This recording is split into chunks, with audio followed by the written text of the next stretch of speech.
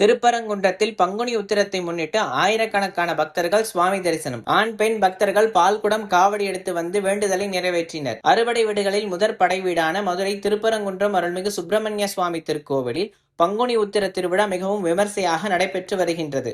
பக்தர்கள் பால்குடம் மற்றும் காவடி எடுத்து முருகப்பெருமானுக்கு தங்களது நேர்த்திக்கடனை செலுத்தி வருகின்றனர். இத்திருக்கோவிலில் முக்கிய திருவிழாவான பங்குனி உத்திர பெருவிழா கடந்த 23ஆம் தேதி கொடியேற்றத்துடன் கோலாகலமாக துவங்கியது. விழா தொடங்கிய நாள் முதல் தினம்தோறும் காலை மற்றும் மாலை வேளைகளில் சுப்பிரமணிய சுவாமி பல்வேறு வாகனங்களில் எழுந்தருளி வீதி உலா வந்து பக்தர்களுக்கு அருள்பாலித்தார். விழாவின் முக்கிய நிகழ்வான பங்குனி உத்திரம் வெகு விமர்சையாக கொண்டாடப்பட்டு வருகின்றது. இன்று அதிகாலை முதலே மதுரை மற்றும் சுற்றுவட்டார பகுதிகளில் இருந்து ஆயிரக்கணக்கான பக்தர்கள் நீண்ட வரிசையில் நின்று திருக்கோவிலுக்குள் சுவாமி தரிசனம் செய்து வருகின்றனர். தங்களது வேண்டுதல்களை நிறைவேற்றவும் முருகப்பெருமானின் அருளை பெறவும் பக்தர்கள் பால்குடம் எடுத்தும் அலகு குத்தியும் காவடி ஏந்தியும் அரோகரா கோஷத்துடன் திருப்பரங்குன்றம் மலைப்பாதையில் கிரிவலம் வந்து நேர்த்திக்கடனை செலுத்தி வருகின்றனர். மதுரை மாவட்டம் காவல்துறை சார்பில் பலத்த பாதுகாப்பு ஏற்பாடுகள் செய்யப்பட்டுள்ளன. இதற்காக 100க்கும் மேற்பட்ட காவல்துறையினர் கோவில் வளாகம் மற்றும் ரத வீதிகளில் தீவிரமாக பாதுகாப்பு பணியில் ஈடுபட்டுள்ளனர்.